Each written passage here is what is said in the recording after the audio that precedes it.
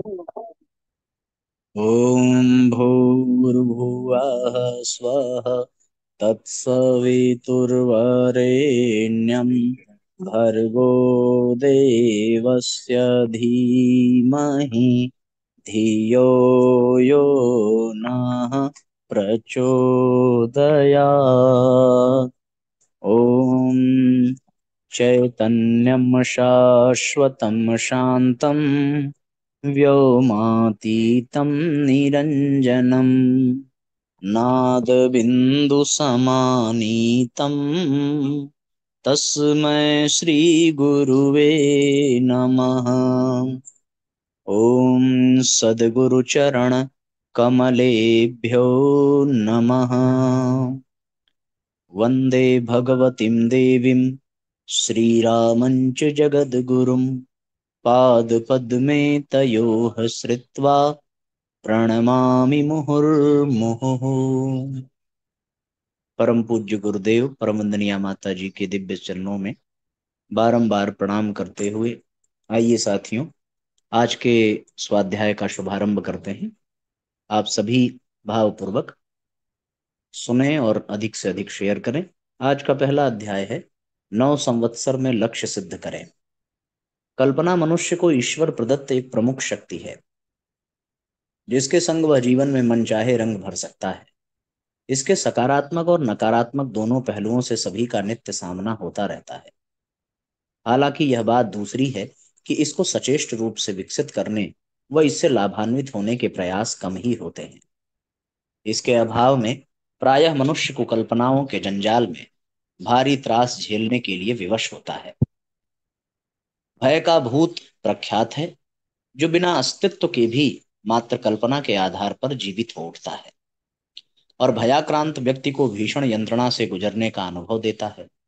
कल्पना की नकारात्मक शक्ति को हम आए दिन अस्पताल से लेकर शमशान घाट व बूचड़ खानों से गुजरते हुए अनुभव कर सकते हैं, जो हमारी सोच को भय, उद्विग्न एवं वितृष्णा से भाव से भर दे और जीवन को नरक तुल्य बना सकती है। यदि इस कल्पना शक्ति को सकारात्मक दिशा में लगाया जाए तो आश्चर्यजनक परिणाम आ सकता है। कल्पना शक्ति के बल पर हम लक्ष्य को प्राप्त कर सकते हैं, अपना सपना साकार कर सकते हैं, अपनी कमियों व दुर्बलताओं को दूर कर सकते हैं, स्वास्थ्य से लेकर धन, वैभव, ऐश्वर्य को आकर्षित कर सकते हैं, अपनी आदतों को सुधार कर व्यक्तित्व को मनचाहा रूप दे सकते हैं और आध्यात्मिक विकास कर जीवन में सौभाग्य के सूर्योदय को अंजाम दे सकते हैं। कलाकार, लेखक, कवि, वैज्ञानिक आदि सभी कल्पना शक्ति का भरपूर उपयोग करते हैं। कहावत प्रसिद्ध है, जहां न पहुंचे रवि वहां पहुंचे कवि। कल्पना के सहारे ही कवि से लेकर लेखक, वैज्ञानिक एवं विचारक पल भर में विश्व ब्रह्मांड की सैर कराते हैं, अपनी सृजन साधना में नए रंग भरते हैं और संसार को कुछ नया देकर जाते हैं। और यह जीवन के हर क्षेत्र में न्यूनाधिक रूप में लागू होता है। कल्पना सृजन का प्रवेश द्वार है, जो संकल्प से सिद्धि की यात्रा को त्वरित करती है और महान सृजन को संभव बनाती है। विश्व में अपने अपने क्षेत्रों में शीर्ष स्थान पर प्रतिष्ठित लोग किसी न किसी रूप में कल्पना शक्ति का ही सहारा लेते हैं। विश्व स्तर पर ओलंपिक्स में मेडल लेने वाले, विश्व रिकॉर्ड बनाने वाले शीर्ष खिलाड़ी सभी कल्पना शक्ति का ही उपयोग करते हैं। जीवन के हर क्षेत्र में कल्पना ही अव्यक्त से वांछित ध्येय को आकर्षित कर प्रत्यक्ष एवं मूर्त करती है। आइंस्टाइन अपने युगांतरीय वैज्ञानिक शोध कार्यों में कल्पना की शक्ति का लोहा मानते हैं। अध्यात्म क्षेत्र में भी इसका अपवाद नहीं। मीरा के कृष्ण, रामकृष्ण परमहंस की मां काली और एक निराकार साधक के ब्रह्म कल्पना के पंख लगाकर भरी गई उड़ान के ही तो परिणाम हैं, जो अपनी श्रद्धा, भक्ति एवं समर्पण के चरम पर साकार हो उठते हैं, जिनकी आभास से फिर पूरा विश्व चमत्कृत हो उठता है। कल्पना की इस अमोघ शक्ति को समझते हुए 9 संवत्सर में इसका भरपूर उपयोग करते हुए जीवन को मनचाही दिशा दे सकते हैं। इसे एक यादगार वर्ष बना सकते हैं। 9 संवत्सर में आप जो करना चाहते हैं, जो पाना चाहते हैं, जैसा बनना चाहते हैं, उसे एक कागज पर लिख लें। इसके अनुरूप अपना विजन बोर्ड बनाएं और अपने मुख्य लक्ष्य को एक कार्ड पर लिखें। अपने टेबल के सामने कमरे में जहां आपकी दृष्टि पड़ती हो, वहां वहां इसको टांग सकते हैं। अपनी पॉकेट डायरी में इसे लिख सकते हैं और कार्ड को पॉकेट में रख सकते हैं, ताकि दिन भर इसका स्मरण बना रहे। लक्ष्य सिद्धि के लिए इसका सतत स्मरण बनाए रखना महत्वपूर्ण रहता है।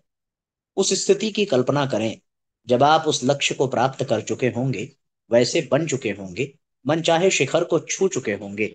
आपका व्यक्तित्व जीवन उस स्थिति में कैसा होने वाला है? आपका पारिवारिक और सामाजिक जीवन कितना सुखद व भव्य रूप लेने वाला है? आपका व्यावसायिक जीवन उपलब्धियों के किन उल्लेखनीय सोपानों को पार करने वाला है? इसकी सुखद एवं आशापूरित कल्पना करें। साथ ही राह की संभावित चुनौतियों का खाका भी स्पष्ट हो, इसका सामना करने की रणनीति भी योजना का हिस्सा हो। इस तरह कल्पना शक्ति की प्रगाढ़ता के अनुरूप अमूर्त लक्ष्य क्रमिक रूप से मूर्त होने लगेगा। आपके प्रयास, चेष्टाएं, संकल्प और विचारणा इसी दिशा में प्रवाहित होने लगेंगे। अपने कल्पित ध्येय को तैयार की गई कार्य योजना के अनुरूप पूरी निष्ठा के साथ नित्य प्रति लागू करें। बड़े लक्ष्य को छोटे छोटे टुकड़ों में बांटें, नित्य इनके लिए एक समय निर्धारित रखें और दृढ़ता के साथ इसका पालन करें। छोटी छोटी सफलताओं के साथ आत्मविश्वास बढ़ेगा और बड़े कदम संभव होंगे। साथ ही अपने ज्ञान का दायरा बढ़ाते रहें, प्रतिदिन कुछ नया पढ़ें। इससे आपकी कल्पना शक्ति नई ऊंचाइयों को छुएगी।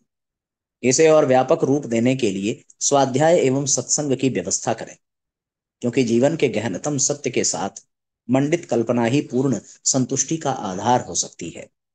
आवश्यकता पड़ने पर विशेषज्ञों से परामर्श लें। प्राप्त जीवन सूत्रों पर गहन मंत्रणा करें। अपने कल्पित ध्येय को पुष्ट करते हुए एक विचार पर भी नित्य गहन मंथन बहुत उपयोगी साबित हो सकता है। इसके लिए नित्य अपने लक्ष्य के लिए कुछ समय अवश्य दें। यह कल्पना को मूर्त करने वाला विजुअलाइजेशन व्यायाम है। इस समय डायरी लेखन से लेकर ध्यान का अभ्यास कर सकते हैं। अपने दिन भर के अनुभवों पर एक नजर दौड़ाएं। प्राप्त शिक्षाओं को नोट करें। आगे के लिए मिले सूत्र संकेतों को समझें।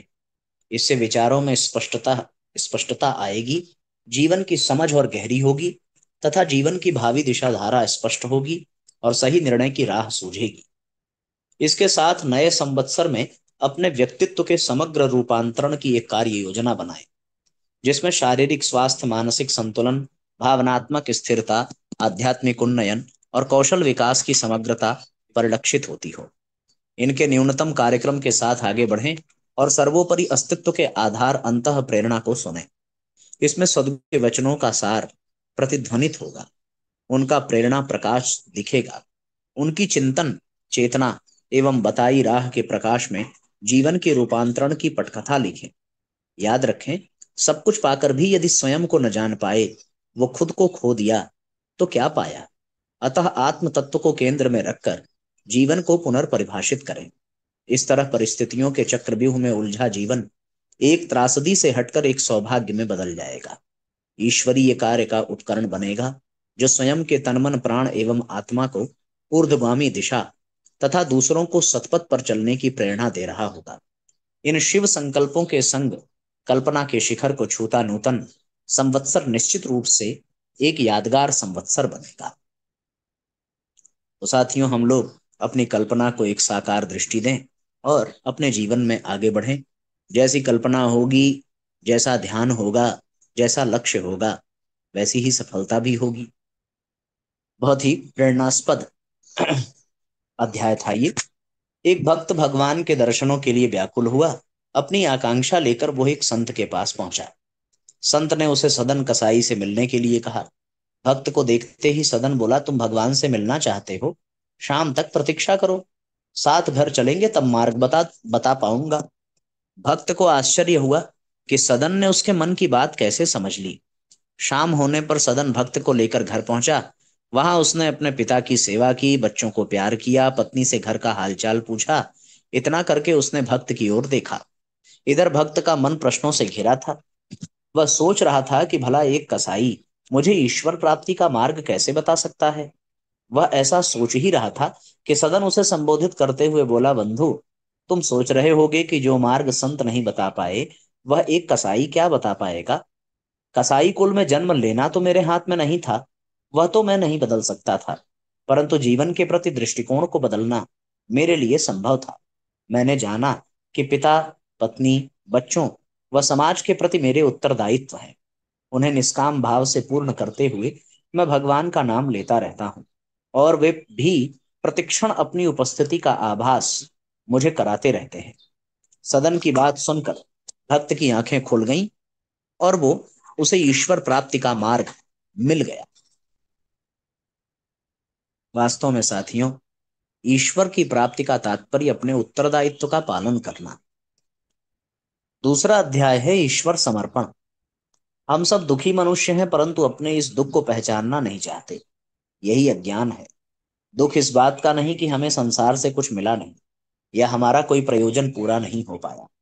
दुख इस बात का कि ईश्वरीय धरोहर को पूर्ण रूप से उत्सर्ग के मार्ग पर हम नहीं लगा पाए। इसके लिए क्या करना पड़ेगा? सर्वप्रथम तो यह मानना पड़ेगा कि वास्तव में दुख है। उस दुख का कारण बाहर भौतिक नहीं, बल्कि हमारे अंतःकरण में विद्यमान है। उसे जिसने सुलझा लिया, वह कभी भी स्वयं को बाह्य घटनाओं के परवश नहीं स्वीकारता। उसे तो परमात्मा का प्रकाश सहज ही प्राप्त होता है। यही उसकी नियति है। जिसके पास अपने अंतःकरण के शोधन की नीति है, जीवन की परिस्थितियों को सुलझाने और अपने मार्ग पर बढ़ चलने का साहस भी उसे ही प्राप्त होता है। यदि हम अपनी आत्म प्रेरणा से विमुख नहीं हैं, तो हमें सच्ची शांति के दर्शन हो चुके हैं एवं अब हमारा जीवन किसी प्रकार के चाल चलन से परे है, तो समझना चाहिए कि ईश्वर की महान अनुकंपा हम पर हुई है। इससे बढ़कर कुछ नहीं हो सकता है। हृदय की दिव्य भावना का उजागर होना एवं उससे जीवन के कायाकल्प की दिशा में बढ़ना, यही तो ईश्वरीय विधान है। जो इसे समझ गया, उसे अपनी आत्मा में उस संभावना के जन्म का उदय दिखाई देता है, जिसे देवत्व का जागरण एवं मानव मर्यादा का उद्घोष कहा जा सके। हम सबको अपनी आत्म प्रेरणा को समझना आना चाहिए कि वह क्या कहती है। क्या भौतिक संसार उसे प्रिय है या किसी दिव्य प्रयोजन का कार्यान्वयन? क्या आत्मा की सदा रहने वाली सत्ता से उसे प्रीति है या इस संसार के भटकावों में एवं कुहासों के मध्य विचलित हो जाने से? हमें यह समझना चाहिए कि हमारे भीतर एक महान धरोहर का वास है। वो है अंतःकरण की प्यास और ईश्वरीय विधान के अनुसार चल पड़ने की नीति व्यवहार। जो ऐसा कर सका, उसका जीवन संवर गया, क्योंकि हृदय में विराजित महान आत्मा ईश्वरीय संसर्ग से पूर्ण मुक्त हो जाती है एवं तब उसका प्रकाश जीवन की सभी गतिविधियों में एकता के सूत्र से देदीप्यमान होता दिखाई देता है। अपने अंतःकरण की शुभ संभावना को प्राप्त करना ही हमारा प्रथम कर्तव्य है। इसके बाद तो मनुष्य को मात्र अपने आत्मारोहण के पथ पर चलना होता है। उसे किसी दूरस्थ केंद्र से स्वतः ही प्रेरणा प्रोत्साहन मिलने लगते हैं। हृदय के सभी विषय विकार जलकर भस्म हो जाते हैं एवं तब वह साधारण नहीं, असाधारण प्रतिभा का धनी कहलाता है। इसके लिए पूर्ण रूप से जागृत होना सीखिए। यह देखिए कि ऐसी कौन सी बातें हैं जिन्होंने हमें जकड़ रखा है। हम कहाँ जाएं जो आवश्यक समाधान प्राप्त कर सकें? हमें तो एकमात्र ईश्वर चाहिए, जो कि प्रत्येक हृदय के भीतर बैठा महान उत्कर्ष का प्रार्थी है। जब तक हमारा अंतःकरण उस सत्य को नहीं स्वीकारता कि हमारा जन्म एक दिव्य प्रयोजन के लिए हुआ है, तब तक आंतरिक व्याकुलता हमें क्षुब्ध करती रहती है। इसे स्वीकारने के अतिरिक्त एक और चाहत आवश्यक है, और वो है पूर्ण उत्सर्ग की प्रार्थना एवं सभी प्रकार के विषय व्यापारों से मुक्ति का आत्मभाव। जब तक अंतःकरण इतना शुद्ध नहीं हो जाए कि प्रत्येक प्रयोजन हेतु ईश्वरीय गुण गरिमा का ध्यान रहे, आत्मा सदा एक रस अपने स्रोत से जा मिलने को तत्पर खड़ी दिखाई दे तथा हमें जीवन का स्वरूप व्यक्तिगत सुख स्वार्थ से बढ़कर समष्टि के हित जा लगने में प्रतीत हो, तभी यह संभव है कि हृदय की प्रेरणा ईश्वरीय नव विधान अनुसार चलने को अग्रसर दिखाई पड़े। मनुष्य का चित्त पूर्णतः विगलित होकर उसे उस महान सौभाग्य की प्राप्ति कराता है, जिसे कि ईश्वरीय अनुकंपा एवं ज्ञान के अमृत सागर से मिलन कहा जा सके। जब तक हम अपनी आत्म चेतना से विमुख हुए बैठे हैं, हमें प्रकाश का दिव्य केंद्र पता नहीं तथा हमारा जीवन सेवा उत्कर्ष की उमंगों से परिपूर्ण नहीं, तब तक यह संभव भी नहीं कि मनुष्य की आत्मा उसे पूर्ण परिष्कृत होने का अवसर दे सके।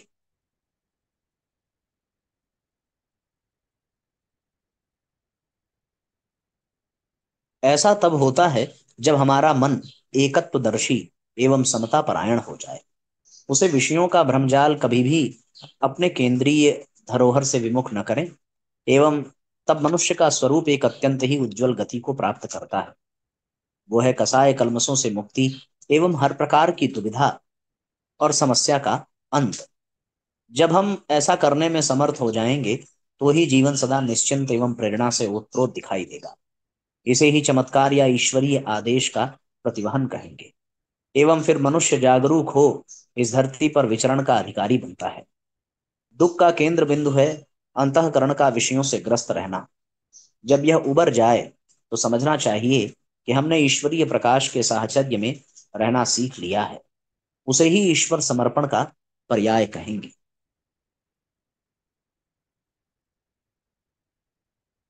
अब साथियों, तीसरा अध्याय है और अंतिम अध्याय, आत्मशक्ति के पर्याय भगवान हनुमान। जिस पर भगवान राम की कृपा हो, वो कभी रुक नहीं सकता है। यह तथ्य हमें बताता है कि राम कितने बड़े हैं और हम उन्हें कितना छोटा मान बैठते हैं। हनुमान जी कौन है? वो जो भगवान राम के प्रति अनुग्रहित हैं, उनसे ही प्रेरित जिनके क्रियाकलाप हैं। भगवान राम हैं सदा संगी और हनुमान जी हैं उनके भक्त।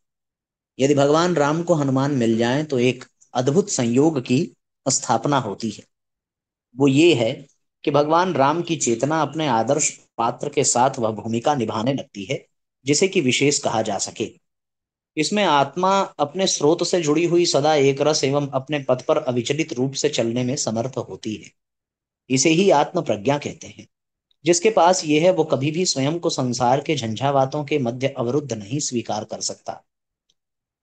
उसकी चेतना कहेगी कि दुख से ऊपर उठना सीखो, दुख एक माध्यम है चेतना के उच्चतर जागरण का। इसके बाद स्वयं से यह पूछना चाहिए कि आदर्श पथ पर बढ़ने की ठानी है कि नहीं। यह समझना जरूरी है कि मेरी चेतना में आत्मा का प्रकाश स्वतः ही प्रस्फुटित होता है। यदि उसे दोष दुर्गुणों से, हृदय की ग्रंथियों से न ढका जाए। आत्मा महान है, इसमें थोड़ा भी संदेह नहीं। परंतु जिस चित्त पर संसार के पीड़ा मोह के संस्कार पड़े हों, उसे विकसित करने के लिए एकमात्र उपाय है स्वयं की शक्ति पर विश्वास। इस आत्मशक्ति के पर्याय ही हनुमान जी हैं। हनुमान जी उस चेतना का नाम है जो हम सब में जागृत हो एक अद्भुत संयोग की स्थापना करती है। वह चेतना आत्मा को पूर्ण रूप से मुक्त कराती है एवं अपनी जागृति की दिशा में बढ़ाती है। जो ये समझ गया कि मैं राम का प्रतिनिधि हूँ, जो कि आत्मा का स्वरूप है, उसे फिर इस संसार की चिंता करने की आवश्यकता नहीं रह जाती। भगवान राम सच में मनुष्य के भीतर की हर समस्या, उसके पथ के प्रत्येक अवरोध को मिटा देने की सामर्थ्य रखते हैं। परंतु उन्हें चाहिए कि एक हनुमान जी जो उनके बताए पथ पर चले एवं महान परिणाम उपस्थित करे। भगवान राम कौन है? एक सशक्त चेतना जिनके बल पर जीवन की हर समस्या का समाधान किया जा सकता है। और हनुमान जी हैं उनके प्रतिनिधि, अर्थात हनुमान जी हुए हैं आप और हम, यदि हम अपने वास्तविक मूल्य को पहचान लें। हनुमान जी के बिना जीवन पूर्ण नहीं होता है। हनुमान जी उस आकांक्षा के प्रतिरूप हैं जो सदैव भगवान राम के पथ पर चलने के लिए हमारे हृदय में मचलनी चाहिए। भगवान राम है आत्मा और आप हैं आत्मा के संगी, यानी आप उस आत्मा के वाहन के रूप में कार्य करने के इच्छुक हैं। भगवान राम को अपने से दूर न करें और हनुमान जी जैसा व्यक्तित्व बनाने की दिशा में बढ़े। हनुमान जी वे ही हैं जिन्होंने लंका जला दी, अनेकों राक्षसों का वध किया, सीता को घर लाने में सफल हुए तथा एक आदर्श पात्र कहलाए। हम भी भगवान राम के सेवक कैसे बनेंगे? अपनी आत्मा को जगाकर, उससे हर प्रकार के आसक्ति विकार से परे होकर। यदि हम ऐसा कर सके, तो भगवान राम का आशीर्वाद एवं दैवी कृपा हमारे साथ चल पड़ेगी। हम अपने को उस योग्य मान सकेंगे जिसमें कि आत्मा सदैव अपने उच्च दृष्टिकोण से कार्यरत हो कर्तव्य की दिशा में आगे बढ़ती है। आत्मा का कर्तव्य क्या है? स्वयं की पूर्ण जागृति एवं इस संसार का कल्याण। जिसके पास ये है, वो भटकता नहीं। भगवान राम का कार्य करने को ही उसकी चेतना लालायित रहती है। भगवान राम से बढ़कर इस संसार में कुछ भी नहीं। आप भगवान राम को अपने भीतर समा लीजिए, फिर देखिए कैसे चमत्कार घटित होता है। भगवान राम वे हैं जो हमारे हृदय में बसकर सदा कल्याण का पथ प्रशस्त करते हैं। उनकी उपस्थिति में कुछ भी अशुभ नहीं हो सकता। राम हम सभी की साझी धरोहर हैं। भगवान राम को जिसने समझा है वह परिवर्तित हुए बिना नहीं रहा। राम के द्वारा ही हनुमान में जागृति आई एवं उन्होंने अपने आप को उस अनुरूप बनाया जिसे अद्भुत एवं महान कहा जा सके। हनुमान जी हमारे भीतर की वह चेतना है जो कहती है कि तू भगवान के लिए ही बना है। अपने उत्तराधिकार को पूरा कर, उनके साथ ही चल पड़। जब भगवान रहेंगे तो चेतना अपने बंधनों से मुक्त हो सदा कल्याण का पथ प्रशस्त करेगी। उसे किसी प्रकार की चिंता या दुविधा नहीं सताएगी। यही भगवान राम का प्रभाव है। आप उसे ग्रहण करें तो समझ सकेंगे। भगवान के सामीप्य से मनुष्य अपने आप को पूर्ण विकसित करने में समर्थ होता है। इसे ही जीवन जागृति कहते हैं। जो ये समझ गया कि इस जीवन का यथार्थ स्वरूप चेतना की ऊंचाई में है तथा इसे सुविकसित करने के लिए हमारे ही हृदय की आवाज उठनी चाहिए, उसके लिए आत्म प्रतिष्ठा दुष्प्राप्य नहीं रह जाती है। आत्मा की अमर ज्योति को ही प्राप्त करने मनुष्य के कदम उठा करते हैं। यह तो भ्रम और अज्ञान है कि उसने इस संसार को सत्य मान लिया और इसके पीछे की चेतना से वह अनभिज्ञ है। इसी को भगवान राम का हनुमान जी से विलगाव कहेंगे। भगवान राम यदि हमारे हृदय में है तो हनुमान जी के अवतरित होते देर नहीं लगती। जब हनुमान जी हमारे भीतर प्रवेश कर जाएंगे तो उनके द्वारा सच में हमारा जीवन परिवर्तन का साक्षी बनेगा। हनुमान जी हमारी एक एक जागृत आत्म चेतना के प्रतीक हैं।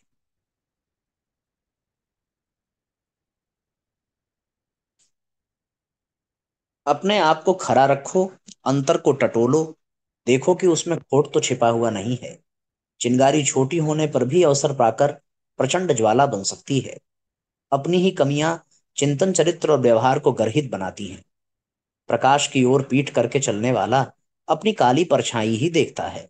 आदर्शों से विमुख होकर कोई व्यक्ति न तो गरिमा अर्जित करता है और न ओछे उपायों से प्राप्त की गई ख्याति को बनाए रह सकता है। बहुत मार्मिक पंक्ति है साथियों। तो आइए अब आज के सत्र को यहीं पर विश्राम देते हैं। गायत्री मंत्र साथ साथ। ये अभी अंत में जो पढ़ा गया है ना, इसे आप अवश्य बार बार चिंतन करेंगे कि अपने आप को, अपने अंतर को टटोलना और उसमें कोई खोट छिपा हो तो तुरंत हटाना, क्योंकि चिंगारी अवसर पाकर ही ज्वाला बन जाती है। प्रकाश की ओर पीठ करने से अपनी परछाई दिखेगी। उसी प्रकार आदर्शों से विमुख होने पर मनुष्य कोई भी गौरव गरिमा अर्जित नहीं कर पाता। ओम भूर्भुवः स्वः तत्सवितुर्वरेण्यं भर्गो देवस्य धीमहि धियो यो नः प्रचोदयात्। सभी आत्मीय बंधुओं को बहुत बहुत प्रणाम। सबका मंगल हो साथियों। जय राम जी की शुभ रात्रि।